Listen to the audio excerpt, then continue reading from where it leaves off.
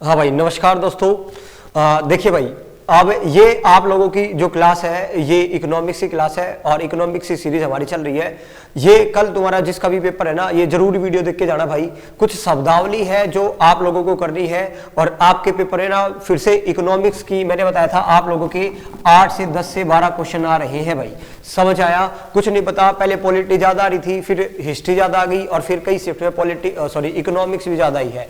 तो इकोनॉमिक्स आप लोगों ने अभी तक नहीं किया है तो उसी प्रकार इकोनॉमिक्स की मैंने 4-5 वीडियो बोला था, 4-5 वीडियो ये तो करके जानी है आप लोगों को, सीधी सी बात है। तो इसलिए मैं एक टॉपिक में ना 2-2-3 एक क्लास में 2-2-3 टॉपिक आप लोगों को खत्म करा रहा हूं भाई। और स्पेशली ये शिवानी मैं रखा बता रहा हूं भाई। अरे कितनी वीडियो करेगी भाई साहब, 4-5 वीडियो तो करनी पड़ेगी। मैंने आप लोगों को बताया था हर सब्जेक्ट से, हिस्ट्री से भी 4-5 कराई थी, पॉलिटी से भी 4-5 कराई थी और इकोनॉमिक्स से भी 4-5 वीडियो करा रहा हूं। समझ आया? तेरे लिए ही फायदा है, नालायक ये करके जागी तो भाई कुछ 10 नंबर का आ गया, मान ले छोड़ के थोड़ी आएगी। ये 10 नंबर है, 4-5 वीडियो से अगर 10 नंबर मिल रहे हैं तो फायदा ही है। समझ आया? तो करके जाइए भाई। हाँ तो चले भाई, मैं स्टार्ट करता हूं। पहले सुन लो आज की क्लास में मैं करवाने क्या वाला हूं आप लोगों को।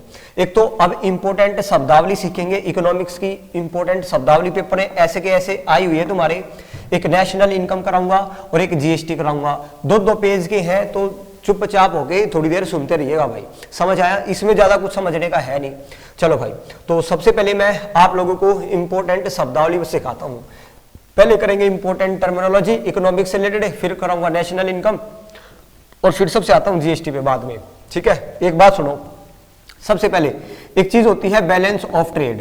ये शब्द लिखा मैंने, बैलेंस ऑफ ट्रेड, सब कुछ लिखा हुआ है, बस तुम्हारा काम है सुनना। बैलेंस का मतलब है दोस्तों, ट्रेड का मतलब व्यापार और व्यापार संतुलन। बैलेंस ऑफ ट्रेड क्या होता है? पॉइंट सुनना भाई, बैलेंस ऑफ ट्रेड क्या होता है ना? बैलेंस ऑफ ट्रेड बोलते हैं difference between export and import. Export and import, आयात और निर्यात के बीच का जो अंतर होता है ना भाई, बस ये डेफिनेशन याद रखनी है तुम लोगों को। आयात और निर्यात का अंतर, आयात और निर्यात का अंतर ही क्या कहलाता है? व्यापार में संतुलन कहलाता है, बैलेंस ऑफ ट्रेड कहलाता है। क्या आप लोगों को समझ आया? अब नहीं आया तो ये मेरी पहली शब्दावली ध्यान से सुनना भाई। एक शब्द होता है आयात। आयात का मतलब होता है इंपोर्ट। इंपोर्ट का मतलब है दूसरे देशों से जब हम सामान मंगवाते हैं उसको बोलते हैं इंपोर्ट। जब हम अपने देश से बाहर देशों में सामान भेजते हैं तो इसको बोलते हैं एक्सपोर्ट। अब एक बात हो, मान लो मैंने इंपोर्ट किया, मैंने इंपोर्ट यानी मंगाया 40 रुपए का और एक्सपोर्ट कर दिया भाई, एक्सपोर्ट किया मैंने 30 रुपए का, तो ये बताओ फायदा हुआ है घाटा हुआ? भाई 40 रुपए का तो मंगा लिया, 30 रुपए मैंने एक्सपोर्ट करके कमाया। समझ आया? तो मेरे को ना यहाँ पे घाटा हो गया। घाटे का मतलब है देखो, 40 रुपए का मैंने मंगाया, 30 रुपए मैंने भेज दिया। 30 रुपए का यानी दूसरे देशों में भेजा तो 30 रुपए की तो कमाई की। 40 रुपए का खर्चा कर दिया। इंपोर्ट में तो खर्चा होता है, एक्सपोर्ट में कमाई होगी, तो खर्चा हो गया 40 रुपए का, कमाया कितना? 30 रुपए, तो घाटा हुआ। तो इसको बोलते हैं ट्रेड में ना, हम लोगों को ट्रेड में क्या हो गया? डेफिसिट हो गया भाई। ट्रेड में घाटा, व्यापार घाटा बोलते हैं इसको, ट्रेड डेफिसिट। तो ट्रेड डेफिसिट कब होता है? आप पेपर ये क्वेश्चन आएंगे, ट्रेड में घाटा कब होगा? आप बोलोगे जब इंपोर्ट क्या होगा? जब आयात होगा ज्यादा और निर्यात होगा कम। समझ आया? यही तो बताओगे। इंपोर्ट यानी आयात ज्यादा हो निर्यात से, इसी को बोलते हैं ट्रेड डेफिसिट, यानी व्यापार में क्या हो गया? घाटा। व्यापार में क्या हो गया? घाटा। अच्छा भाई, मुनाफा कब होगा? ये बताओ, मुनाफा कब होगा? अरे ये दिखाऊंगा भी, कहां लिखा हुआ है। मुनाफा बताओ कब होगा? जब भाई इंपोर्ट तो हम कम करें, जब इंपोर्ट हम कम करें और अब की बार एक्सपोर्ट क्या करें? ज्यादा, तो इसको क्या बोलते हैं? इसको बोलते हैं ट्रेड सरप्लस। इसको क्या बोलते हैं? Trade surplus. ट्रेड सरप्लस का मतलब है जब भाई निर्यात या इंपोर्ट का मतलब होता है आयात। इंपोर्ट का मतलब क्या होता है? आयात। जब आयात कम करें और निर्यात ज्यादा करें, क्योंकि निर्यात में तो पैसा कमाते हैं, आयात में तो खर्चा होता है, तो इसको बोलते हैं ट्रेड सरप्लस। तो मैंने 3 शब्दावली बताई है, अब ये लिखा कहाँ हुआ है तो आप लोग देख सकते हैं। पहले सुनो ध्यान से, ये 3 शब्द याद रखने हैं, जो मैं बताता जाऊँ ना बस वो चीजें याद करते जाओ अभी। अरे जिसका कल पेपर है वो करके जाना, उनके लिए करा रहा हूं भाई। समझ आया? और कोई मकसद नहीं है यहाँ पे। देखो क्या है बैलेंस ऑफ ट्रेड, क्या होता है? Net difference between import and export. Direct definition पूछी जाएगी, आयात और निर्यात के बीच का अंतर ही क्या कहलाता है? बैलेंस ऑफ ट्रेड कहलाता है। क्या ये डेफिनेशन समझ आई? आयात और निर्यात के बीच का अंतर ही क्या कहलाता है? व्यापार संतुलन। अच्छा भाई, एक क्वेश्चन आएगा फिर, ट्रेड में घाटा कब होगा? ट्रेड में घाटा तब होगा जब भाई आयात ज्यादा करे, निर्यात कम करे। तो जब इंपोर्ट ज्यादा हो एक्सपोर्ट से, इसी को बोलते हैं ट्रेड डेफिसिट। समझ आया? या बैलेंस ऑफ ट्रेड इसको बोलते हैं, नेगेटिव में चल रहा है, नेगेटिव का मतलब है ट्रेड में घाटा हो गया। ट्रेड में सरप्लस कब होता है? जब बैलेंस ऑफ ट्रेड पॉजिटिव में हो। पॉजिटिव कब होगा? जब हमारे निर्यात ज्यादा हो और इंपोर्ट कम हो, तो इसको बोलते हैं ट्रेड में सरप्लस। तो क्या तीन चीजें समझ आई आप लोगों को? अभी तक मैंने क्या बताया आप लोगों को? इकोनॉमिक्स के कुछ शब्दावली है, ज्यादा डिटेल नहीं करा रहा, जस्ट आप लोगों को याद रखना, पेपर आ जाएगा। बैलेंस ऑफ ट्रेड किसको बोलते हैं? आयात और निर्यात का अंतर, बस सिंपल। आयात और निर्यात का अंतर ही क्या कहलाता है? Balance of trade. अच्छा, ट्रेड में डेफिसिट कब होगा? अरे घाटा, घाटा कब होगा? जब इंपोर्ट ज्यादा करें। मुनाफा कब होगा? जब एक्सपोर्ट ज्यादा करें। तो ये तीन शब्द थे भाई, मे भी आप लोगों को समझ आ गया। ठीक है, चले आगे देखो। अभी आगे आप लोगों को क्या सीखना है, ये कुछ शब्दावली सिखा रहा हूं आप लोगों को। चले भाई, अब आपके सामने ना कुछ शब्दावली है। एक होता है इंपोर्ट ड्यूटी, नजर आ रहा होगा आप लोगों को। चले पहले दिखा देता हूं। एक है आप लोगों की इंपोर्ट ड्यूटी भाई, एक होता है इंपोर्ट ड्यूटी, एक होता है कस्टम ड्यूटी, एक होता है एफटीपी। अब ये शब्द है पेपर में, ये कि ये क्वेश्चन आ रहे हैं तुम्हारे भी इकोनॉमिक्स से, जाके देखना भाई। Last year analysis, last year क्या, लास्ट जो अभी पेपर हुए हैं। सुनो भाई, इंपोर्ट ड्यूटी का मतलब क्या होता है? मान लो ये है हमारा देश, ये हमारा देश है भाई। हमारे देश से बाहर से कोई भी सामान आएगा ना, बाहर से जैसे ही कोई सामान आएगा तो हम इस सामान को रोकेंगे और हमारी सरकार के बंदे यहाँ पे खड़े होंगे और इसको कहेंगे भाई, जब बाहर से कोई सामान आता है तो इसको कहेंगे टैक्स दे। क्या दे? टैक्स दे। तो इसी को बोलते हैं इंपोर्ट ड्यूटी। इंपोर्ट ड्यूटी, क्या आप लोगों को समझ आया? अच्छा भाई, एक होता है कस्टम ड्यूटी। कस्टम ड्यूटी भी इसी को बोल देते हैं। या तो भाई हमारे देश से, देखो सुन लो भाई, हमारे देश से जब कोई सामान बाहर जाएगा या देश में अंदर आएगा, तो ये इन दोनों को, अंदर आए या बाहर जाए, अंदर जाए या बाहर जाए, तो इसको क्या बोलते हैं? कस्टम ड्यूटी भी बोला जाता है। कस्टम ड्यूटी का मतलब सीमा पे जो शुल्क लिया जाता है, नाम से पता चल रहा है। पहले सुनो, इंपोर्ट ड्यूटी क्या होता है और कस्टम ड्यूटी क्या होता है, तो मे भी आप लोगों को समझ आ गया। तो सुनो भाई, तीन चीजें सीखनी है अगर मैं आप लोगों को सही बताऊं तो। एक होता है इंपोर्ट ड्यूटी, इंपोर्ट ड्यूटी क्या होता है? एक होता है एक्साइज ड्यूटी, क्या होता है? अभी सुनना, एक्साइज इंस्पेक्टर सुने होंगे आप लोगों ने। और एक तीसरा शब्द हो गया कस्टम ड्यूटी, एक होता है कस्टम ड्यूटी, कस्टम ड्यूटी। अब सुनो भाई, इंपोर्ट ड्यूटी तो खाली इंपोर्ट पे लगता है, जैसे ही हमारे देश से सामान आएगा तो इस पर जो टैक्स लगता है, इसको बोलते हैं इंपोर्ट ड्यूटी। समझ आया? आयात शुल्क, इसको बोलते हैं आयात शुल्क। क्लियर है? अच्छा भाई, एक होता है कस्टम ड्यूटी। कस्टम ड्यूटी क्या होता है? कस्टम ड्यूटी का मतलब ही क्या होता है? सीमा शुल्क, सीमा शुल्क। इसका मतलब है चे भाई आयात करो चे निर्यात करो। निर्यात करेंगे ना तब भी यहाँ पे सरकार हमसे भी पैसा लेगी, आयात करेंगे जब भी पैसा लेगी, तो उसको बोलते हैं कस्टम ड्यूटी। तो कस्टम ड्यूटी तो लगती है आयात भी, निर्यात, इंपोर्ट पे भी टैक्स लेगा, एक्सपोर्ट पे भी जब टैक्स ले तो उसको बोलते हैं कस्टम ड्यूटी। और खाली इंपोर्ट पे टैक्स लेगा तो उसको क्या बोलते हैं? Import duty. क्या आप लोगों को समझ आया? एक बच गया एक्साइज ड्यूटी, इसको बोलते हैं उत्पादन शुल्क, उत्पादन शुल्क। हमारे देश में ना आप छोटी से छोटी चीज यानी सुई बनाओगे या बड़ी से बड़ी चीज बनाओगे ना तो सरकार उसके ऊपर टैक्स लेती है, जिसको क्या बोलते हैं? Excise duty. जिसको नाम से पता चल रहा है उत्पादन पे लगने वाला शुल्क ही क्या कहलाता है? एक्साइज ड्यूटी यानी उत्पादन शुल्क। क्लियर है? अब इन तीनों को दिखा देता हूं लिखा कहां पे है। अरे कुछ शब्दावली है, बस पेपर में ये शब्द सीख के जाना है, सीधी सी बात है भाई। पेपर से पहले ये शब्द आप लोगों को सीख के जाना आपके पेपर के लिए। ठीक है, आगे देखिए भाई।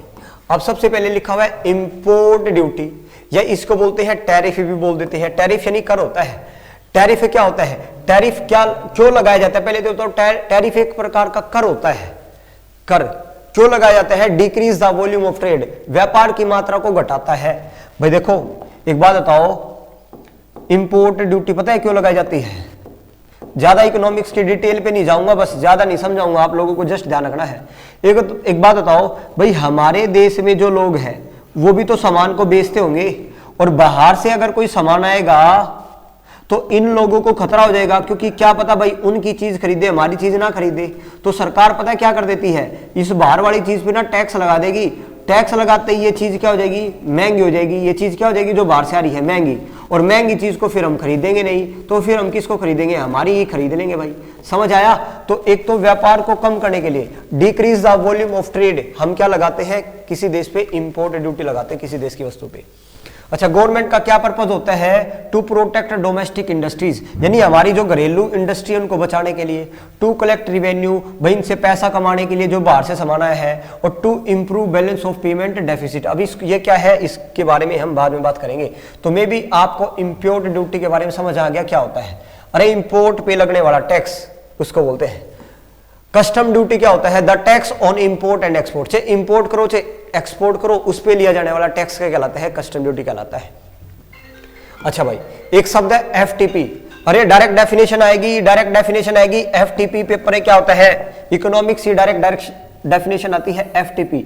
एफटीपी का मतलब है फॉरेन ट्रेड पॉलिसी, यानी हमारी सरकार एक पॉलिसी, हमारी मोदी गवर्नमेंट ने ना एक पॉलिसी बना रखी है कि जब भी हम विदेशियों के साथ व्यापार करेंगे ना तो उसके लिए जो पॉलिसी है उसको बोलते हैं फॉरेन ट्रेड पॉलिसी, विदेश व्यापार नीति। बस यहाँ पे आप लोगों को याद क्या रखना है, हमारी जो नई ट्रेड पॉलिसी आई थी ना वो कब आई है? 2015 से 20, यानी 5 साल की एक ही ट्रेड पॉलिसी बना दी भाई। समझ आया? न्यू फॉरेन ट्रेड पॉलिसी 2015 से 2020 बनी है। बस आप लोगों को ये याद रखना भाई, फॉरेन ट्रेड पॉलिसी 2015 से 2020। अरे बस डेफिनेशन याद रखना भाई, यानी फुल फॉर्म याद रखना है, और कुछ नहीं बताया मैंने, और कुछ भी याद मत करना बेशक भाई। अच्छा, इंपोर्ट कोटा। इंपोर्ट कोटा क्या होता है? एक शब्द होता है इंपोर्ट कोटा भाई। इंपोर्ट कोटा क्या होता है? अरे चीजें निर्धारित करना। मान लो इंपोर्ट कोटा का मतलब है भाई बाहर से 10 चीजें ही मंगवानी है खाली, यानी बाहर से मान लो टीवी आते हैं हमारे देश से बाहर से, या टेलीफोन आते हैं, मान लो मोबाइल फोन आते हैं बाहर से, आईफोन लगा लो भाई। हमारे देश से बाहर से क्या आ रहे हैं भाई? आईफोन। फॉर एग्जांपल हमने ना पहले 100 फोन आ रहे थे, कितने फोन आ रहे थे? 100।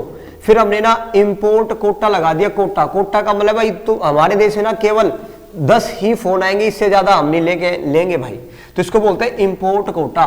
तो जब इंपोर्ट पे प्रतिबंध लगा दिया जाए मात्रा पे कि बस भाई इतने ही आएंगे, समझ आया?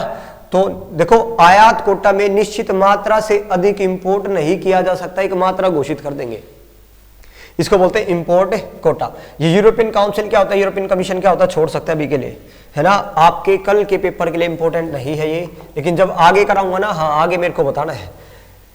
फिर से सुनो भाई, एक शब्द होता है ट्रिम से, एक शब्द होता है, ये इकोनॉमिक्स से रिलेटेड शब्दावली है जो हर एक बच्चे को करके जानी है, मैंने पहले बता दी है। अब यहां से पेपर क्या हुआ है, आपके पेपर चेक करना, फिर मैं बताऊंगा क्या आया है। समझ आया? देखिए भाई, यहां पे आप लोगों का एक शब्द है ट्रिम्स। ट्रिम्स की डेफिनेशन अभी फुल फॉर्म याद रखनी है पहले तो, ट्रेड रिलेटेड इन्वेस्टमेंट मेजर। अब ये है क्या, बस ये सब कुछ पढ़ोगे ना तब समझ आएगा। देखो क्या है, अगर ये क्या रखा है, अगर कोई विदेशी भारत में इन्वेस्टमेंट करने के लिए आता है ना, क्या करने के लिए आता है, इन्वेस्टमेंट करने के लिए आता है, तो ये जो आदमी है ना, इसके साथ भाई डोमेस्टिक है, इसके साथ है जो घरेलू ट्रीटमेंट करना है, डोमेस्टिक ट्रीटमेंट करना है, इसको अपना मानना है इस इन्वेस्टर को। ये मत मान लेना कि इस पे सरकार आते ही टैक्स लगा दे, इसका भाई पूरी तरह इसको सप्रेस करे, काबू करे, इसका शोषण करे, ऐसा नहीं करना है भाई। कोई भी बाहर का इन्वेस्टर आए, बढ़िया तरिया मेहमान नवाजी करियो, इसका मतलब ये है।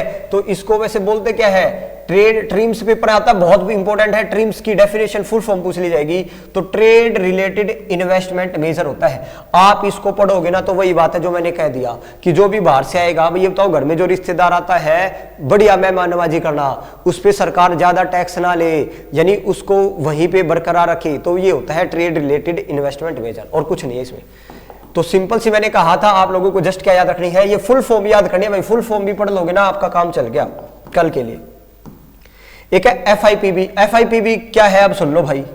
एफआईपीबी क्या होता है, हमारे देश में जब भी कोई इन्वेस्टमेंट आती है उसको बोलते हैं फॉरेन डायरेक्ट इन्वेस्टमेंट।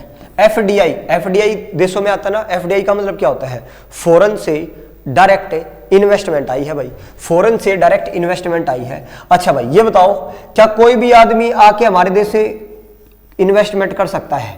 नहीं भाई, कोई भी नहीं कर सकता। हमारे देश की सरकार ने ना एक संस्था बना रखी है, उसका नाम है एफआईपीबी। ये संस्था पता है क्या करती है, कौन सा एफडीआई हमने देश में एंटर करवाना है, कौन सा एफडीआई हमको नहीं लेना है। तो क्वेश्चन आता है एफडीआई पे कंट्रोल कौन करता है, एफआईपीबी करता है। एफआईबी एक संस्था है, ये फॉरेन डायरेक्ट इन्वेस्टमेंट को कंट्रोल करती है, भाई कौन सा पैसा ले और किस देश का पैसा ना ले। मान लो कल को चाइना आ जाए भारत में इन्वेस्टमेंट करने के लिए, हमको तो नहीं चाहिए भाई चाइना की इन्वेस्टमेंट, तो एफआईपीबी ना उसको बना कर देगा, चल भाई फुट यहां से, हमको नहीं चाहिए। तो अब एफआईपीबी की आपसे फिर से डेफिनेशन पूछी जाएगी, क्या है, फॉरेन इन्वेस्टमेंट, यानी फॉरेन से जो इन्वेस्टमेंट आई उसके प्रमोशन के लिए एक बोर्ड है, फॉरेन इन्वेस्टमेंट प्रमोशन बोर्ड, इसका मतलब है एफआईपीबी। सिंपल सी बात है, इस टॉपिक में फुल फॉर्म भी याद करके चले गए, तुम्हारा काम चल गया है। समझ आया, एफआईपीबी। ट्रिम्स की फुल फॉर्म क्या थी ये मैंने बताया, ट्रेड डेफिसिट क्या होता है ये मैंने बता दिया, ट्रेड सरप्लस क्या होता है ये मैंने बता दिया, बैलेंस ऑफ ट्रेड क्या होता है ये हम बात कर चुके हैं, एफआईपीबी क्या होता है ये हमने बात कर चुके हैं। समझ आया। फॉरेन इन्वेस्टमेंट प्रमोशन बोर्ड ये अंडर आता है फॉरेन मिनिस्ट्री के अंदर, सॉरी उसके वित्त मंत्रालय के अधीन। चले आगे देखो, अब पेपर में जाके देखो भाई, पहले तो ये वाला लास्ट 16 तारीख या 17 तारीख को ना आप लोग देखो एक बार जाके, इकोनॉमिक्स से ना SCZ पेपर आया है, समझ आया, ट्रिम्स पूछा गया है। तो ये जो मैंने शब्दावली बताई ये पेपर में आए हुए क्वेश्चन मैंने उठाए हुए हैं, समझ आया। तो ऐसे इसको लाइटली मत लेना, और रिपीट हो रहे हैं क्वेश्चन, रिपीट हो रहे हैं। SEZ होता है क्या है, पहले तो सुन लो इसकी डेफिनेशन, इसकी full form, special economic zone. Bharat ने ना पूरे भारत में पता है क्या कर रखे हैं, जगह जगह ना एक ऐसे एरिया बना रखे हैं, स्पेशल इकोनॉमिक जोन, नाम से पता चल रहा है स्पेशल इकोनॉमिक जोन, यानी एक ऐसा एरिया है जहां पे ना एक्सपोर्ट इंपोर्ट करने की जगह है, बहुत ज्यादा दिक्कतें नहीं आने वाली, यहाँ पे सरकार ना तो टैक्स लेगी ना बार बार छापा मारेगी, दुखी करेगी। तो ये ऐसा एरिया है, अगर इन एरिया के भीतर कोई इंडस्ट्री है ना तो सरकार के लोग उन व्यक्तियों को दुखी नहीं करेंगे, तो उसको बोलते हैं स्पेशल इकोनॉमिक जोन। क्या आप लोगों को समझ आया? स्पेशल इकोनॉमिक जोन का पहला नाम पता है क्या था, इसको पहले बोलते थे EPZ। पहले मैं बता देता हूं, पहले सुनो एक बार, पॉइंट सुनो। पहले SEZ की फुल फॉर्म याद करनी है एक, तो पहले एक पॉइंट सुनो, आप लोगों को इससे पहले क्या याद रखना है। सबसे पहले ना क्या आप लोगों को पता है, सबसे पहले इसका नाम था EPZ। पहले एक था EPZ। EPZ का मतलब है सरकार ने ना पता है क्या कर रखा था, अपने एक्सपोर्टों को बढ़ाने के लिए, हमने अपने एक्सपोर्टों को बढ़ाने के लिए, ताकि हमारे जो देश का सामान है वो दूसरे देशों में बिके, एक्सपोर्ट प्रोसेसिंग जोन बना रखे थे। इसी EPZ, देखो सरकार ने ना एक्सपोर्ट प्रोसेसिंग जोन बना रखे थे भाई, इसी EPZ को सरकार ने किस में चेंज कर दिया, SEZ में परिवर्तन कर दिया। पहला क्वेश्चन सुनो, आपसे क्वेश्चन आएगा, भारत का EPZ एरिया किसको बनाया गया था, 1965 में बनाया गया था, कांडला गुजरात में। भारत का पहला एक्सपोर्ट प्रोसेसिंग जोन कहां बना था, तो कांडला गुजरात में बना था। अच्छा, फिर सरकार ने पता है क्या किया भाई, EPZ को हटाओ, EPZ की जगह ना एक नई संस्था बना दी जिसका नाम था SEZ, स्पेशल इकोनॉमिक जोन। तो आपसे क्वेश्चन आएगा, पहले तो EPZ था, EPZ से बाद में सरकार ने इसका क्या बना दिया, SEZ बना दिया। क्या बना दिया, SEZ। अच्छा, पहले EPZ था तो क्वेश्चन आ जाएगा, पहला एक्सपोर्ट प्रोसेसिंग जोन भारत का सबसे पहला या इंडिया या एशिया का फर्स्ट EPZ जोन कौन सा था, कांडला गुजरात में था भाई। वापिस इसी पेज पे आए, अब देखो SEZ स्पेशल इकोनॉमिक जोन, ये भी प्रमोट इन्वेस्टमेंट को प्रमोट करता है। इसकी फुल फॉर्म याद करना और कुछ नहीं भाई, इसकी फुल फॉर्म याद करना है आप लोगों को और कुछ नहीं करना। यहां से आओ, अब ये इंपॉर्टेंट है भाई, ये वेरी वेरी इंपॉर्टेंट है, ये दोनों पॉइंट याद रखोगे, दोनों पॉइंट याद रखोगे। पहले बता दिया भाई, सरकार ने ना SEZ policy, special export zone की जो पॉलिसी थी, नीति कब लेके आए, 2000 में लेके आए। इसको SEZ को लागू कब किया, 2006 में लागू किया है, 2006 में लागू किया है SEZ एरिया को। यानी सीधी सी बात है, मैंने आप लोगों को क्या कहा, EPZ था सबसे पहले, तो ये EPZ कब बना था, 1965 में। इसी EPZ को बदल दिया किसमें, SEZ में। SEZ की फुल फॉर्म क्या है, स्पेशल इकोनॉमिक जोन। कब बदला, 2000 में SEZ पॉलिसी आई थी। SEZ को लागू कब किया, पूरे 2006 में लागू किया है। क्लियर है या नहीं है? अरे सीधी सी बात है, आप लोगों को देखो भारत के ना ये 8 SEZ जोन बनाए थे। SEZ जोन का मतलब है, सॉरी EPZ जोन बनाए थे पहले, EPZ जोन है मतलब ये ऐसा एरिया था जहां पे हमारे जो घरेलू इन्वेस्टर थे उनको वे अपने सामान को दूसरे देशों में बेच सकें, तो उसके लिए एक जोन बनाया था, एक एरिया बनाया था। टोटल कितने बनाए थे? 8। तो सरकार ने ना इन्हीं 8 EPZ को किस में बदल दिया? SEZ में। अब इनको ना ये 8 कौन कौन से है? देखो मैंने बताया था गुजरात में कांडला, सूरत है, ठीक है, महाराष्ट्र में था, कोच्चि था, चेन्नई था, विशाखापट्टनम, नोएडा, वेस्ट बंगाल, ये सारे EPZ को किसने चेंज कर दिया? समझ आया? चले भाई आगे देखो। नेक्स्ट ये शब्दावली है, फिर से मैंने कहा ये शब्द आप लोगों को सीखने हैं। FTZ, अब ये आ गया एक FDZ, इसका मतलब क्या है? अरे इजी है ये टर्मिनोलॉजी, यानी शब्दावली तो सिखा रहा हूं ना आप लोगों को भाई। फ्री ट्रेड जोन, FDZ का मतलब क्या है? Free trade zone. अरे एक ऐसा एरिया, फिर से सरकारी इस एरिया में कोई किसी से टैक्स नहीं लेगी, किसी भी प्रकार से अपना उत्पादन करो, कुछ भी करो, सरकार कोई आप लोगों से टैक्स नहीं वसूलेगी। तो एक ऐसा एरिया जहां पे आप फ्री में ट्रेड कर सकते हैं, तो फ्री ट्रेड जोन, बस और कुछ नहीं है भाई, और कुछ नहीं है। तो अभी के लिए हमने 3 डेफिनेशन सीखी, फिर से सुनो, 3 फुल फॉर्म, एक EPZ क्या था, एक SEZ क्या है, और एक FTZ क्या है। अरे पेपर में इनकी फुल फॉर्म पूछी जाएगी भाई, सीधी सी बात है, समझ आया? ये तो एक्सपोर्ट प्रोसेसिंग जोन था, ये स्पेशल इकोनॉमिक जोन था, ये फ्री ट्रेड जोन है। बताओ भाई क्या समझ आया नहीं आया? ये खाली फुल फॉर्म याद कर लेना और कुछ याद मत करना। बताओ, कल के लिए खाली फुल फॉर्म याद कर लेना भाई, सीधी सी बात है। क्लियर है? अच्छा एक शब्द है सुपर 301। सुपर 301 पता है क्या है? अमेरिका सरकार पता है क्या करती है? अगर कोई देश अमेरिका से पंगा लेगा तो वो ना सुपर 301 घोषित कर देता है। सुपर 301 का मतलब है, मान लो ये है अमेरिका, USA है, यूएसए का चाइना के साथ आपको पता है पंगा चल रहा है, ये चाइना के सामान को अपने देश में बैन कर देंगे, चल भाई फुट यहां से तुम्हारा सामान नहीं आने देंगे। तो उन्होंने क्या घोषित कर दिया? सुपर 301, यानी उन पे बहुत सारे प्रतिबंध लगा देंगे। तो क्वेश्चन आता है सुपर 301 किससे संबंधित है? तो इट इज ए क्लॉज, एक क्लॉज है, कानून है किसका? अमेरिका ट्रेड का, America trade law which empowers, जो कानून बनाते हैं, to its charge high rate of tax over its import, यानी जो भी कुछ ये बाहर से मंगवाएंगे ना उसमें बहुत ही ज्यादा क्या लगा देंगे? टैक्स लगा देंगे। एक तरीके से ना उसको बैन ही कर दिया। तो सुपर 301 से संबंधित है? अमेरिका से संबंधित है और कुछ नहीं भाई। अच्छा एक शब्द होता है FDI। FDI की फुल फॉर्म तो याद कर लोगे। FDI अभी अभी बताया था, फॉरेन डायरेक्ट इन्वेस्टमेंट। एक होता है FDI, एक होता है FII, फॉरेन इंस्टीट्यूशनल इन्वेस्टर। देखो ये क्या है, सुनना भाई ध्यान से।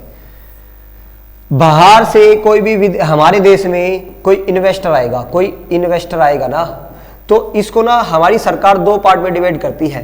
ये जो बाहर से आया ना, या तो ये FDI आया है और या ये क्या आया है? FII आया है। समझ आया? FDI जो आते हैं ना, ये लोग लंबे समय तक हमारे देश में व्यापार करने के लिए आते हैं, लेकिन ये सिंपल आते हैं, इन्होंने मुनाफा कमाया और भागे भाई। तो आप कह सकते हैं ये आते हैं परमानेंट बेस के लिए, ये आते हैं टेम्पररी बेस पे जो आते हैं उसको बोल देते हैं FII, और जो कुछ सालों के लिए रहने के लिए आए हैं यहाँ पे, पैसा कमाने के लिए, मुनाफा कमाने के लिए, तो उसको बोलते हैं FDI। तो सीधी सी ये बात है। तो अभी के लिए पेपर है, फुल फॉर्म याद रखना बस क्या है। FDI की फुल फॉर्म है फॉरेन डायरेक्ट इन्वेस्टमेंट, FII की मतलब है फॉरेन इंस्टीट्यूशनल इन्वेस्टर्स, और कुछ नहीं भाई। समझ आया? अरे क्लियर है या नहीं है?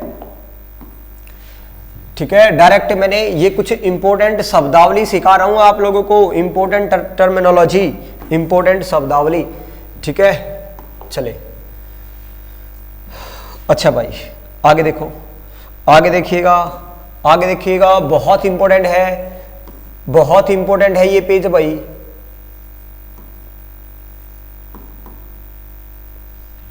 बहुत ही इंपॉर्टेंट पेज है, सुनो ध्यान से।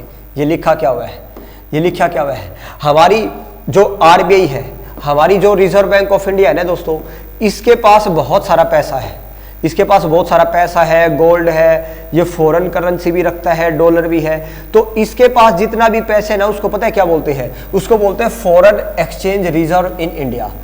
फॉरेन एक्सचेंज रिजर्व इंडिया का मतलब है RBI के पास कितना पैसा है, और आरबीआई के पास पैसा किस किस की फॉर्म में होता है, तो याद रखना आरबीआई के पास सबसे ज्यादा क्या होती है, फॉरेन करेंसी, यानी विदेशों की, यानी या तो डॉलर होगा या यूरो होगा। फिर इनके पास दूसरे नंबर पे आरबीआई के पास सबसे ज्यादा क्या होता है, गोल्ड होता है। तीसरे नंबर पे पास आरबीआई के पास क्या होता है, SDR. SDR very very important है, इसकी फुल फॉर्म याद रखना फिर से, स्पेशल ड्राइंग राइट्स। क्या होता है एसडीआर का, स्पेशल ड्राइंग राइट्स। पेपर एक क्वेश्चन आएगा, अरे आरबीआई का खजाना क्या कहलाता है, foreign exchange reserve in India कहलाता है, और जिसको फॉरेक्स बोलते हैं यार, सुना होगा आप लोगों ने, फॉरेक्स रिजर्व सुना है। फॉरेक्स रिजर्व का मतलब है, आपने सुना होगा ना कि आरबीआई के पास इतना फॉरेक्स में रिजर्व है। फॉरेक्स का मतलब है, देखो फॉर यानी फॉरेन, एक्स का मतलब एक्सचेंज, फॉरेन एक्सचेंज रिजर्व किसके पास, इन इंडिया।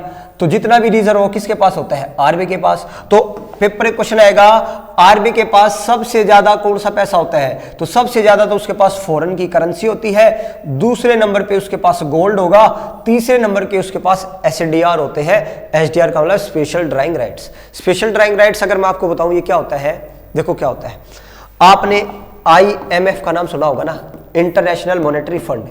ये दुनिया के देशों को लोन देता है ना भाई, सबको लोन देता है।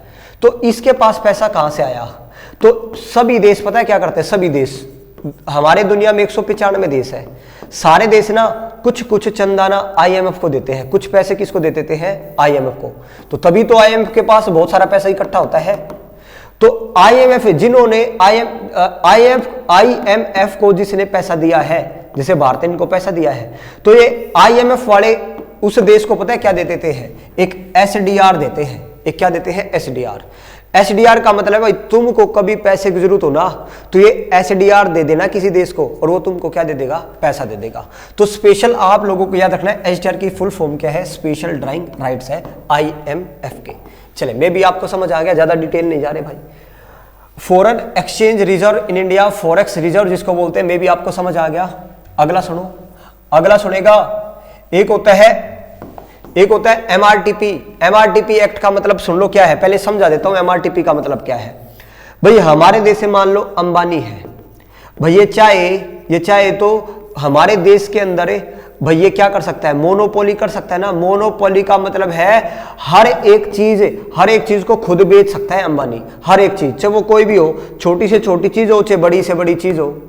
तो हमारे देश में ना एक कानून बना रखा है, एमआरटीपी एक्ट बना रखा है कानून। ये एक्ट पता है क्या करता है, भाई किसी भी एक आदमी का एकाधिकार ना हो पूरे देश में, तो सरकार उस पे एक एक्ट लगाती है, एमआरटीपी एक्ट, जिसको बोलते हैं monopoly and restrictive trade practice act. तो सिंपल सी आप लोगों को फिर से मैंने कहा फुल फॉर्म याद कर लेनी है भाई, पेपर के लिए एमआरटीपी एक्ट कब आया और फुल फॉर्म याद रख लेनी है। एमआरटीपी की फुल फॉर्म बताओ क्या है, पहले तो मोनोपोली को रिस्ट्रिक्ट करता है ये ट्रेड प्रैक्टिस को। एक्ट कब आया, 1969 में आया था, राघवन समिति की सिफारिश पे आया था भाई। और इसी का नाम चेंज करके ना अब पता है क्या कर दिया, 2002 में क्या कर दिया गया है, competition commission act. Competition commission act कर दिया 2002 में। तो आपसे पूछा जाएगा एमआरटीपी जो एक्ट आया था, ये आया था 1969 में, इसी का नाम चेंज करके क्या कर दिया है, कंपटीशन कमीशन। चले भाई बस, और कुछ नहीं है ये, और कुछ नहीं है। एमआरटीपी एक्ट समझा मैंने, दिया है क्या है भाई तुम्हारे पेपर का क्वेश्चन है, ये आया हुआ भाई, फेरा और फेमा। ये तो मैंने बताया था, फेरा और फेमा क्या होता है, फेरा और फेमा क्या होता है, वेरी वेरी इंपॉर्टेंट है भाई, याद रखना। पहले तो सुन लो एक बार, होता क्या है। तो भाई पहले लिख देता हूं डेफिनेशन। विदेशी व्यापार को कंट्रोल करने के लिए, फॉरेन के साथ जो हमारा व्यापार होता है ना, विदेशों के साथ जो व्यापार होता है, भैया बताओ हमारा देश है ये भाई, हम एक्सपोर्ट करते हैं, इंपोर्ट करते हैं, एक्सपोर्ट करते हैं ना भाई, इंपोर्ट एक्सपोर्ट तो करते रहते हैं, या तो सामान बेचते हैं या सामान मंगवाते हैं। मंगवाएंगे जब उसको इंपोर्ट बोलेंगे, बाहर जाएगा उसको क्या बोलेंगे, एक्सपोर्ट।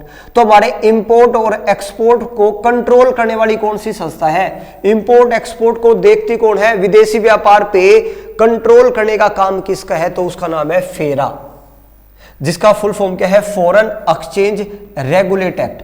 जो भी फॉरेन के साथ आप सामान की एक्सचेंज करते हैं ना, रेगुलेट यानी उसको कंट्रोल करता है। एक्ट कब आया था, 1973। इसी फेरा को बदल के पता है क्या कर दिया, अब इसको बदल दिया, इसको फेमा कर दिया है। फेमा की फॉरेन एक्सचेंज मैनेजमेंट एक्ट आ गया 1999 में। तो फेरा बना था 1973 में, 1973। तो क्वेश्चन आएगा भाई फेरा को चेंज करके क्या कर दिया गया है, फेमा। फेमा और इनका काम क्या है, इन दोनों का काम वही है भाई, विदेशी व्यापार को क्या करना, कंट्रोल करना। फेरा और फेमा का काम क्या है, विदेशी व्यापार को कंट्रोल करना भाई इनका काम है। बताओ भाई समझ आया नहीं आया। फॉरेन एक्सचेंज रेगुलेट एक्ट कह दे या फॉरेन एक्सचेंज मैनेजमेंट एक्ट कह दे भाई, क्लियर है। अब सुनो भाई, एक अगेन बहुत इंपॉर्टेंट शब्दावली आ गई, LPG reforms, liberalisation, privatisation, globalisation. LPG reforms आए भारत में कब आए, 1991 में। ये पेपर का आया हुआ क्वेश्चन है तुम्हारे, फिर से पेपर का आया हुआ क्वेश्चन है, समझ आया। एलपीजी रिफॉर्म से, एलपीजी रिफॉर्म्स कब आए, 1991 में। उदारीकरण, निजीकरण और वैश्वीकरण। पेपर में पता है क्वेश्चन क्या आया था, अरे यही क्वेश्चन आया था, एलपीजी रिफॉर्म्स किस सरकार के अंडर आए थे, पीवी नरसिम्हा राव की सरकार में आया था। एलपीजी रिफॉर्म्स का मतलब पता है क्या है, हमने अपनी इकोनॉमी को खोल दिया था। कहने का मतलब पता है क्या है, सुनो, हम ना दूसरे देशों के साथ बहुत कम व्यापार करा करते थे 1991 से पहले। 1991 के बाद हमने ना एलपीजी रिफॉर्म्स लेके आए। एलपीजी रिफॉर्म्स का मतलब है हमने एक तो प्राइवेटाइजेशन कर दिया, ग्लोबलाइजेशन का मतलब है दुनिया के साथ व्यापार करना शुरू कर दिया, अपनी मार्केट को क्या कर दिया, खोल दिया भाई, तुम भी आओ हम भी व्यापार करेंगे। तो father of economic reforms in India किसको कहा गया है, मनमोहन सिंह को। मनमोहन सिंह फाइनेंस मिनिस्टर थे किसके अंडर, पीवी नरसिम्हा राव की सरकार के अंदर, समझ आया। तो बस आप लोगों को याद रखना है, भारत ने एलपीजी रिफॉर्म्स कब अडॉप्ट किए हैं, उदारीकरण। उदारीकरण का मतलब है हमने लाइसेंस वगैरह क्या कर दिए, समाप्त कर दिए। पहले ना कुछ भी हमारे देश में सामान, कुछ भी इंडस्ट्री लगाने के लिए ना पहले लाइसेंस लेना पड़ता था, तो उन सभी लाइसेंस को क्या कर दिया, खत्म कर दिया। तो एलपीजी रिफॉर्म्स कब आए, सीधी सी बात है 1991 में। कौन लेके आया, मनमोहन सिंह आया, लेकिन किसकी सरकार के अंदर, पीवी नरसिम्हा राव की सरकार के अंदर। क्या आपको एलपीजी रिफॉर्म समझ आए। ये फर्स्ट फेज, दूसरा फेज कुछ नहीं है भाई, ये फर्स्ट फेज और सेकंड फेज कुछ नहीं है। तो ये कुछ इंपॉर्टेंट शब्दावली थी हमारी। ये दो चीज और बच गई। ग्लोबलाइजेशन क्या होता है मैंने बता दिया, दुनिया के साथ व्यापार करना ही वैश्वीकरण है। एफसीएनआर एक्ट क्या है, सुनो ये क्या है भाई। मान लो कोई एनआरआई है, एनआरआई समझ गए ना, एनआरआई का मतलब होता है नॉन रेजिडेंट इंडिया का, समझ आया। कहने का मतलब मान लो अबे आप लोग हैं, आपका लड़का चला गया अमेरिका, यूएसए रहते हैं, वो कहाँ रहते हैं, यूएसए अमेरिका, लेकिन वो चाहता है मैं भारत में खाता खुलवाऊं, भारत में क्या खुलवाऊं, अकाउंट खुलवाऊं। तो उसका पता है कौन सा अकाउंट खुलता है, एफसीएनआर अकाउंट खुलता है। कोई भी हमारा एनआरआई हो ना, देखो जब कोई एनआरआई भारत में खाता खुलवाना चाहता है तो उसका कौन सा अकाउंट खुलता है, एफसीएनआर ओपन होता है। तो सीधी सी बात है, बस आप लोगों को याद रखना था, एफसीएनआर का मतलब है फॉरेन करेंसी है, नॉन रेजिडेंस अकाउंट, समझ आया। चले भाई, एफसीएनआर अकाउंट किसका खुलता है तो आप लोगों को पता चल गया, और कुछ नहीं है। ग्लोबलाइजेशन बता दिया। एक लास्ट चीज रहेगी, डीवैल्यूएशन ऑफ करेंसी। भाई जब हम अपनी करेंसी की वैल्यू ना जानबूझकर घटा दें, मान लो फॉर एग्जाम्पल $1 की वैल्यू है 80 रुपए चल रहा है, $1 की वैल्यू कब कितना चल रहा है, 80 रुपए। मैं अगले दिन हमारी सरकार जानबूझ के कह दे कि $1 भाई 100 रुपए के बराबर है, $1 कितने रुपए के बराबर हो गया, 100 रुपए के। तो ये बताओ हमने डॉलर के मुकाबले अपनी वैल्यू क्या कर दी, और गिरा दी। पहले तो $1 80 रुपए का था, अब $1 कितने रुपए का होगा, 100 रुपए का। जब कोई देश जानबूझ के अपनी करेंसी की वैल्यू क्या कर दे, गिरा दे, तो उसको बोलते हैं डीवैल्यूएशन ऑफ करेंसी। और ऐसा क्यों किया जाता है, ऐसा किया जाता है अपने एक्सपोर्ट को बढ़ाने के लिए। ऐसा देश क्यों करते हैं, चाइना सबसे ज्यादा अपनी करेंसी को जानबूझ के गिरा देता है, क्या करने के लिए, एक्सपोर्ट को, क्योंकि उसका सामान हो जाएगा सस्ता, बहुत सस्ता हो जाएगा, और दुनिया में वैश्विक बाजार में उसकी चीजें बहुत सस्ती हो जाएगी, तो सब लोग उसको खरीदना पसंद करेंगे। तो सीधा सी बात है, आप लोगों को पता करना है कि डीवैल्यूएशन ऑफ करेंसी क्या होता है, यानी जब कोई देश अपनी मुद्रा का विनिमय की अधिकतर दरों को जानबूझकर क्या कर दे, कमी करता है। तो क्वेश्चन आता है, भारत ने सबसे पहले डीवैल्यूएशन कितनी बार किया है आज तक, भारत ने अपनी करेंसी को कितनी बार डीवैल्यू किया है आज तक, ये बताओ ना। भारत ने अपनी करेंसी को ना 3 बार किया है, कितनी बार किया है, 3 बार। भारत ने अपनी करेंसी को, छोड़ देना और कुछ नहीं पढ़ना ज्यादा, आप लोगों को देख सकते हैं भाई। In India the rupee was devalued India 3 times, पहली बार 1949 में, दूसरी बार 1966 में, और तीसरी बार 1991 में। तो बस आप लोगों को याद रखना है भाई, भारत ने अपनी करेंसी को कितनी बार डिवैल्यू किया है, 3 बार किया है। कितनी बार किया है, 3। तो ये कुछ शब्दावली थी भाई, समझ आई है या नहीं आई, ये बताओ। तो ये मेरा एक टॉपिक हो गया, मैंने आप लोगों को कहा था एक तो आप लोगों को इंपॉर्टेंट शब्दावली करनी है, समझ आया? यहां पे आए, इधर देखो, ये मैंने अभी ना आप लोगों को कराया है इकोनॉमिक्स की इंपॉर्टेंट शब्दावली, और यकीन मानिए इसमें से ना आप लोगों की फेरा फेमा पूछा गया है, एलपीजी रिफॉर्म्स पूछे गए हैं, एमआरटीपी एक्ट पूछा गया है, एससीजेड जोन पूछे गए हैं, समझ आया? ये कुछ ऐसी चीजें तुम्हारी जो पेपर में आई है, खाली फुल फॉर्म याद कर लोगे तब भी काम चल जाएगा भाई। ट्रेड डेफिसिट क्या होता है? अब मैं आ रहा हूं अपना किस पे, नेशनल इनकम पे। छोटा सा टॉपिक है ये, शब्दावली थोड़ा सा लंबा था, नेशनल इनकम तो बिल्कुल छोटा सा है, तो जल्दी से फटाफट देखो भाई नेशनल इनकम, और हम आपको बता देते हैं नेशनल इनकम, ठीक है, राष्ट्रीय आय। सुनना ध्यान से, नेशनल इनकम, इसकी थ्योरी बाद में कराऊंगा। नेशनल इनकम, नेशनल इनकम का मतलब सुन लो क्या होता है, राष्ट्रीय आय।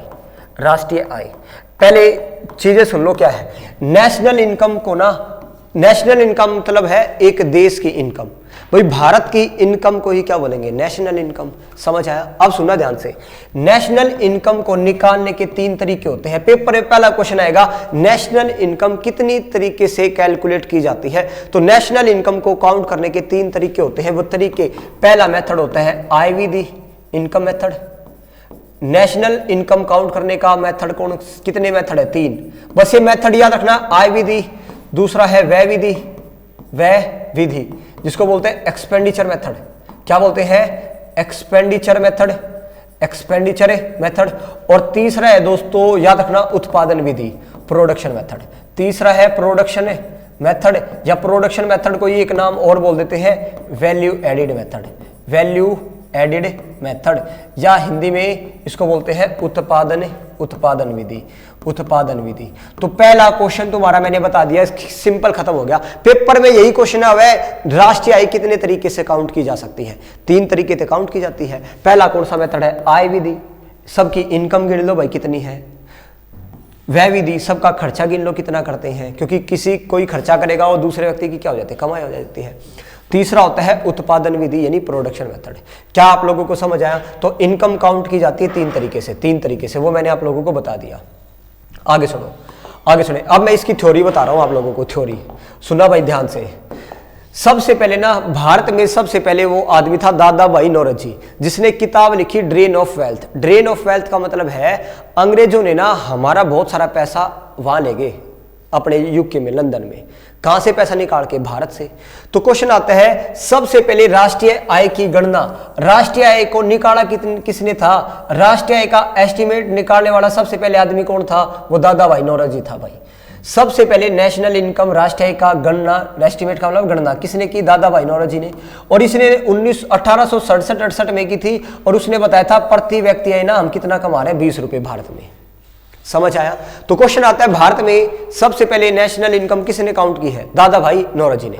चले भाई, इसके बाद एक फिर से क्वेश्चन आता है, ये तो ना साइंटिफिक तरीके से राष्ट्रीय आय की गणना किसने की थी? तो वो 1931-32 में, 1931-32 में नेशनल इनकम की गणना पता है किसने की थी? VKRV राव ने। क्वेश्चन आता है कि भारत में सबसे पहले काउंट करने वाला दादा भाई नौरोजी। फिर क्वेश्चन आएगा नेशनल इनकम को साइंटिफिक तरीके से एस्टिमेट किसने किया था? भाई देश की इनकम कितनी है? VK राव ने। समझ आया? फिर आता है देश आजादी के बाद, जैसे देश आजाद हुआ आफ्टर इंडिपेंडेंस 1949 में PC महालनोबिस की अध्यक्षता में एक कमेटी बनाई जिसका नाम था राष्ट्रीय आय समिति। और राष्ट्रीय आय समिति ने फिर क्या की थी? नेशनल इनकम काउंट की थी। तो नेशनल इनकम काउंट देखो कितने तरीके से हुई। सबसे पहले क्वेश्चन आएगा, क्वेश्चन कैसे क्वेश्चन आएगा सुन लो भाई, कि भारत की नेशनल इनकम को काउंट करने वाला कौन है? सबसे पहले भारत की राष्ट्रीय आय किसने निकाली? दादा भाई नौरोजी ने। फिर क्वेश्चन आएगा भाई आप लोगों से कि साइंटिफिक तरीके से नेशनल इनकम काउंट करने वाला कौन सा था? VKRV राव। फिर आएगा जैसे देश आजाद हुआ, देश आजादी के बाद नेशनल इनकम काउंट करने वाली संस्था कौन थी? नेशनल इनकम कमेटी बनाई थी, और इस कमेटी के 3 सदस्य थे, जिसे PC महालनोबिस था, ये RKV राव था, और गॉडगिल भी थे, है ना, जिसने नेशनल इनकम को क्या किया? काउंट किया। तो ये पहले कुछ थ्योरी बता रहा हूं नेशनल इनकम से रिलेटेड। चले भाई, ये हमको पता चल गया। आगे सुनो भाई, आगे सुनो। आज के टाइम में नेशनल इनकम को काउंट कौन करता है? कौन निकालता है भाई देश की राष्ट्रीय आय कितनी है? तो आज सुन लो कौन करता है। आज एनएसओ एक संस्था है, पहले पॉइंट सुनो, एक संस्था थी सीएसओ। सीएसओ कब बना था? 2 मई 1951 में। पहला ना नेशनल इनकम ये निकाला करता था सीएसओ। सीएसओ के बाद एक ऑर्गेनाइजेशन और बनाया एनएसएसओ, इसके फुल फॉर्म है नेशनल सैंपल सर्वे ऑफिस। फिर नेशनल इनकम को ये काउंट किया करता था। बाद में ना इन दोनों को ऐड कर दिया, सीएसओ और एनएसएसओ को कब ऐड किया गया और एक संस्था बना दी खाली एनएसओ। फिर से देखो, सीएसओ यानी सेंट्रल स्टैटिस्टिकल ऑफिस और नेशनल सैंपल सर्वे ऑफिस, इन दोनों को मिला के एक ऑफिस बना दिया नेशनल स्टैटिस्टिकल ऑफिस।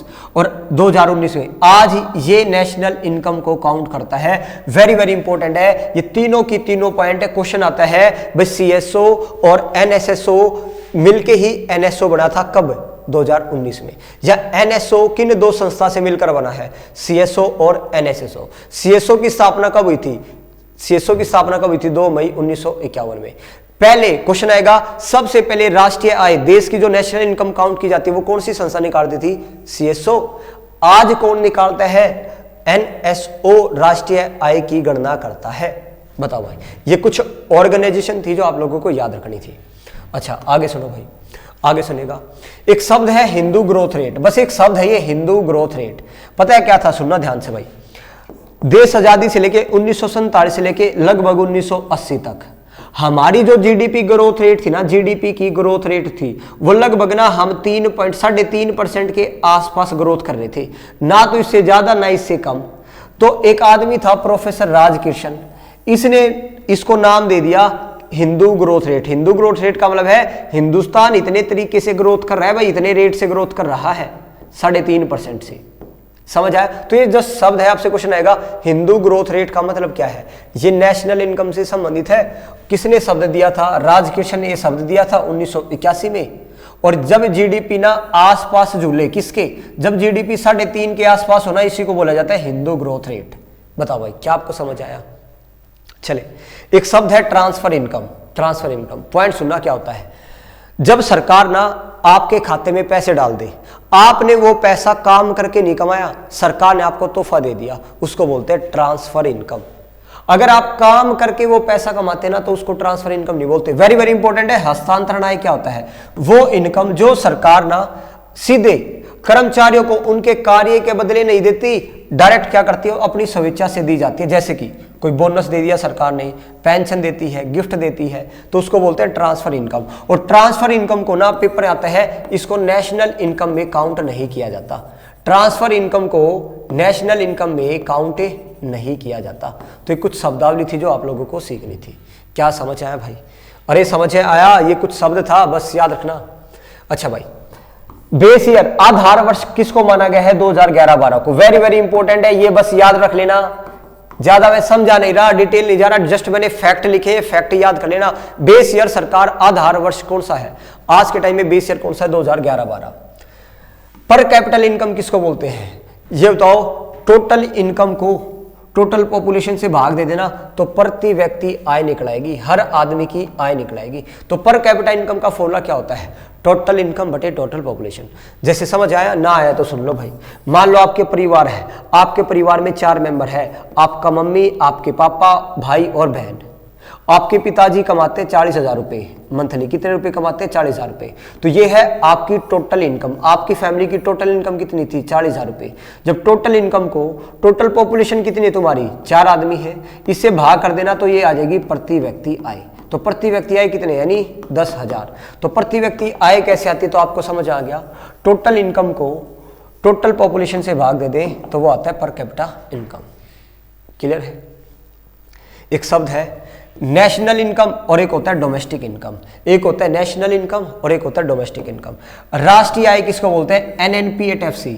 और जीडीपी एट एफसी किसको बोलते हैं? Domestic income.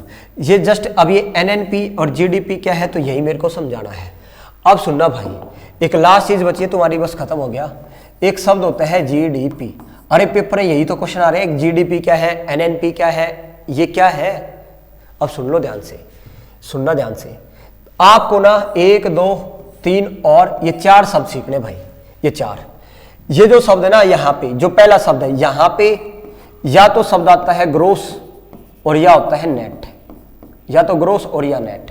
यहां पे एक शब्द हमेशा आएगा पी, पी का मतलब होता है प्रोडक्ट, यहां पे एक शब्द आएगा प्रोडक्ट, यहां पे भी दो शब्द आते हैं, एक एफसी या एमपी। एफसी का मतलब होता है फैक्टर कॉस्ट, और एमपी का मतलब होता है मार्केट प्राइस। अब ये लिख क्या रहा हूं पहले समझाऊंगा, पहले लिखने दो मेरे को, मार्केट प्राइस। अब ये जो शब्द होता है ना, यहाँ पे भी दो शब्द आते हैं, या तो डोमेस्टिक शब्द आएगा डोमेस्टिक, या शब्द आएगा नेशनल, या शब्द आएगा नेशनल, यहाँ पे या तो डोमेस्टिक या नेशनल। अब सुनो 1 2 3, मेरे को ये 3 चीजें समझानी है और तुम्हारा चैप्टर हो गया खत्म। 1 2 और ये 3 चीजें, क्योंकि जैसे ऐसे लिखा रहता है, देखो ये लिखा मैंने GDP एट FC, इसको बोलना सीख लो पहले। मैंने लिखा NNP एट FC, NNP बोलोगे फिर एट लगाओगे एट FC। अच्छा मैंने लिखा GNP एट MP। अब ये होते क्या है, तो बात सुनो भाई, ये तो सिंपल मैंने बोल के देखा भी है ना। तो पहला शब्द मैं सिखा रहा हूं, पॉइंट सुनना भाई, पहले सुनना ध्यान से। एक बात बताओ, अगर मैं आपसे पूछूं, आपने कभी ना कभी सुना होगा, मैं अगर आपसे पूछूं आपकी सैलरी कितनी है, तो हम क्या बोलते हैं, भाई मेरी सैलरी है 50,000 रुपये, लेकिन कट कटा के 40,000 रुपये आते हैं, ऐसा बोलते हैं ना भाई। तो सुनना ध्यान से, टोटल सैलरी उसको बोला जाता है ग्रोस। आपने जो ये बोला है ना, मेरी सैलरी है भाई 50,000 रुपये, यानी वो शब्द आपने टोटल बोला है, तो वो है ग्रोस। किसको बोलते हैं, टोटल को, कि आपकी सैलरी है 50,000 रुपये, लेकिन कट कटा के बोला ना, कट कटा के कितने मिलते हैं, आपने ये बोला कट कटा के 40,000 मिलते हैं, तो ये कट कटा के होता है ना, इसको बोलते हैं नेट सैलरी कितनी है। और जो वो कट कटा के शब्द है ना, मान लो 10,000 कट गई, उसको इकोनॉमी की भाषा में ना डेप्रीशिएशन बोला जाता है। क्या बोलते हैं, डेप्रीशिएशन, यानी मूल्य ह्रास, डेप्रीशिएशन। क्या आप लोगों को समझ आया? तो आपको एक फॉर्मूला समझ आया, आपका एक फॉर्मूला निकला क्या, कि जब भी ग्रोस निकालेंगे ना, ग्रोस सैलरी कैसे निकलेगी, नेट सैलरी और प्लस में डेप्रीशिएशन। अरे ये फॉर्मूले याद रखने हैं, ये फॉर्मूले पूछे जाएंगे। अगर मैं आपसे पूछूं नेट सैलरी कैसे निकलेगी, नेट सैलरी कैसे निकलेगी, तो आप क्या करोगे, नेट, अरे इधर ले आओ, एक चीज सीख लो, दूसरी अपने आप निकलेगी। नेट सैलरी कैसे निकलती है, टोटल में से डेप्रीशिएशन घटा दो। जैसे मैंने एक एग्जांपल दिया ना अभी आप लोगों को, मैंने आपको क्या कहा था, भाई बताओ, मैं अगर आपसे पूछूं एक बात बताओ कि ग्रोस सैलरी, ग्रोस का मतलब टोटल होता है, ग्रोस सैलरी है 1,00,000 रुपए, डेप्रीशिएशन है 40,000 रुपए, डेप्रीशिएशन 40 नहीं 5,000 रुपए करते हैं, डेप्रीशिएशन का मतलब है कट कटा के। तो मैं अगर आपसे पूछूं नेट सैलरी बताओ कितनी है, बिल्कुल बेसिक है, आप बता दोगे नेट सैलरी, ग्रोस में से डेप्रीशिएशन घटाओगे तभी तो नेट निकलेगा, आप बोलोगे 95,000 रुपए आते हैं। अरे नेट कैसे निकलता है, ग्रोस में से डेप्रीशिएशन घटाओगे तभी तो नेट निकलता है। अच्छा मैं पूछता, नेट सैलरी है 95,000 रुपए, डेप्रीशिएशन है 5,000 रुपए, तो ग्रोस कितनी थी, तो इनको जोड़ दोगे तो ग्रोस निकल आएगा। तो जी से एन, एन से जी कैसे निकाला जाता है, तो मैंने ना आप लोगों को देखो ये शब्द सिखा दिया है। जो पहला शब्द होता है ना, पहला या तो यहां पे ग्रोस होता है या हम नेट बोलते हैं, तो मैंने लिखा मान लो NDP एट FC, तो इसका मतलब पता है क्या है, net domestic product at factor cost. ये शब्द है, ये जो पहला शब्द है ना, ये या तो ग्रोस होगा या ये क्या होगा, नेट। और ग्रोस और नेट का बीच का जो डिफरेंस होता है ना, वो डेप्रीशिएशन होता है। तो मैंने आपको ये शब्द समझा दिया है, समझ आया। अब मैं आपको ये सब समझा रहा हूं, फैक्टर कॉस्ट और मार्केट प्राइस, और एक और बच जाएगा डोमेस्टिक और नेशनल, टॉपिक हो जाएगा खत्म। सुनो ध्यान से, अब एक शब्द, अब मैं आपको ना क्या सिखा रहा हूं, एक होता है फैक्टर कॉस्ट, जिसको शॉर्ट फॉर्म में हमने क्या बोला था, FC। एक होता है मार्केट प्राइस, जिसको शॉर्ट फॉर्म में हमने क्या बोला था, MP। अरे ध्यान से सुनना, फैक्टर कॉस्ट और मार्केट प्राइस क्या होता है। फैक्टर कॉस्ट का मतलब है फैक्ट्री की कॉस्ट। देखो जैसे कि मान लो ये मेरी फैक्ट्री थी, मेरी फैक्ट्री में मैंने पेन बनाया, भाई क्या बनाया, एक पेन बनाया, मेरी फैक्ट्री में मैंने पेन बनाया, समझ आया, तो उसको बोलेंगे फैक्टर की कॉस्ट। अभी बताओ क्या पेन, ये पेन फैक्ट्री में जो बना था और यहां पे है मार्केट, यहां पे क्या है, मार्केट। मान लो मेरी फैक्ट्री में ये 5 रुपए का पेन बना था, तो क्या मैं मार्केट में 5 रुपए का बेच दूंगा, नहीं भाई। एम का मतलब है मार्केट में कितना बेच रहे हो, फैक्टर कॉस्ट का मतलब फैक्ट्री में इसकी कॉस्ट कितनी थी। तो सुनो भाई, हमारे देश में फैक्ट्री की ये तो कॉस्ट थी भाई, फैक्टर कॉस्ट का मतलब फैक्ट्री में कितनी कॉस्ट आई थी, जैसे ही ये मार्केट में बिकने के लिए जाएगा ना तो सरकार इसके ऊपर टैक्स लेती है, और कैसा टैक्स? Indirect tax. तो पॉइंट सुनो, जब फैक्ट्री कॉस्ट में मैं टैक्स जोड़ दूं और जब सरकार ना हमको टैक्स लगा देती है तो चीजें महंगी हो जाती है, और सरकार ना साथ में सब्सिडी भी दे देती है। क्या दे देती है? सब्सिडी। और जैसे ही सब्सिडी देगी और हम पहुंच जाएंगे मार्केट प्राइस पे। ये फॉर्मूला हो गया हमारा। क्या फॉर्मूला है? देखो भाई सुनो, फैक्ट्री में कॉस्ट जितनी थी स्पेन की, और जैसे ही फैक्ट्री में कॉस्ट हुई, हमारे देश से कोई भी फैक्ट्री में कोई चीज बनती है, सरकार उसके ऊपर क्या लेती है? टैक्स। तो सरकार ने कौन सा ले लिया? टैक्स, इनडायरेक्ट टैक्स ले लिया। सरकार हमको कुछ सब्सिडी भी दे देती है, सब्सिडी रियासत, और फिर ये पहुंच जाता है किस पे? मार्केट प्राइस पे। बस हो गया। मान लो फैक्ट्री में इसकी कॉस्ट थी 5 रुपए, टैक्स ले लिया सरकार ने 3 रुपए, सब्सिडी दे दी 1 रुपए, तो मार्केट में ये कितने का बिकेगा? 5 और 3 8 में से गया 7। मार्केट प्राइस है 7 की, लेकिन फैक्ट्री में कितना बना था? 5 का। क्या आप लोगों को समझ आया कैसे क्वेश्चन किए जाते हैं? अब बताओ, मेरे को एमपी निकालना है, मेरे को मार्केट प्राइस निकालनी है। मार्केट प्राइस निकालनी है तो ये निकाल तो दिया। अच्छा, मार्केट प्राइस कैसे निकाली जाती है? ये मैंने मार्केट प्राइस निकालना सिखाया। मार्केट प्राइस कैसे निकाली जाती है? आप बोलोगे फैक्ट्री कॉस्ट में मैं जोड़ दूं इनडायरेक्ट टैक्स और माइनस कर दूं सब्सिडी।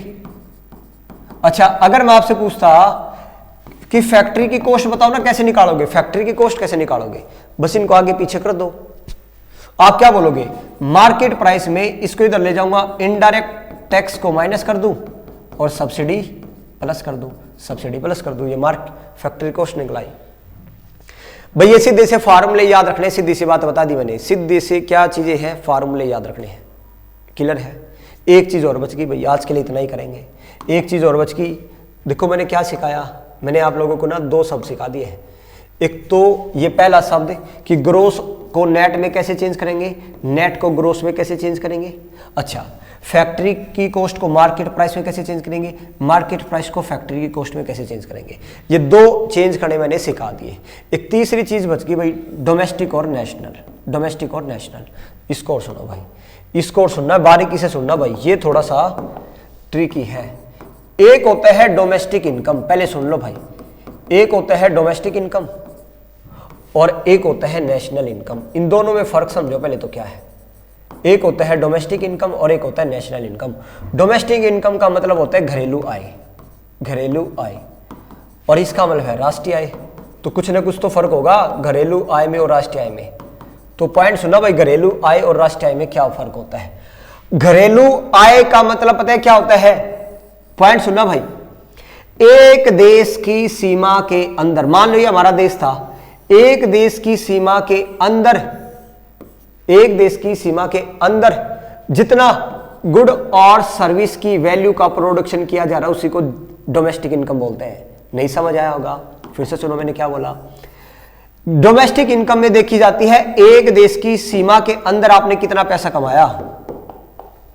फिर से सुनो भाई, एक देश की बाउंड्री के अंदर आप जितना पैसा कमाते हैं ना उसको बोलते हैं डोमेस्टिक इनकम। सीधी सी बात है भाई, यानी घरेलू आय में देखी जाती है देश की सीमा। अब वो पैसा चाहे हमने कमाया हो और चाहे वो पैसा किसी फॉरेनर ने कमाया हो, भाई कमाया तो हमारे देश की सीमा के अंदर है। तो अगर कोई किसी देश की बाउंड्री के अंदर कमाता है ना तो उसी की डोमेस्टिक इनकम में काउंट होगा। जैसे कि फॉर एग्जांपल ये बताओ, फॉर एग्जांपल भाई रोक का नाम सुना होगा आप लोगों ने। रोक मान लो भारत में आ गया और भारत में उसने अपनी एक कंपनी खोल ली, और उस कंपनी से जो भी उसने पैसा कमाएगा ना तो वो किसकी इनकम में काउंट होगा? वो हमारी डोमेस्टिक इनकम में काउंट होगा, वो हमारी घरेलू आय है।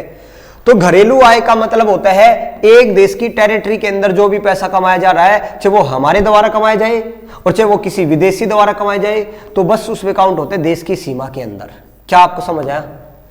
नेशनल इनकम में काउंट होता है हमारे लोगों द्वारा। बताओ ना, हमारे लोगों द्वारा कितना पैसा कमाया गया। हमारे लोगों द्वारा का मतलब है भारत के जो सिटीजन है, भारत के जो सिटीजन है, केवल भारत के सिटीजन, चाहे वो देश की सीमा के अंदर रहते हो चाहे वो भारत के बाहर रहते हो, इन दोनों का पैसा मैं जब काउंट करूंगा ना इससे निकलती है हमारी नेशनल इनकम।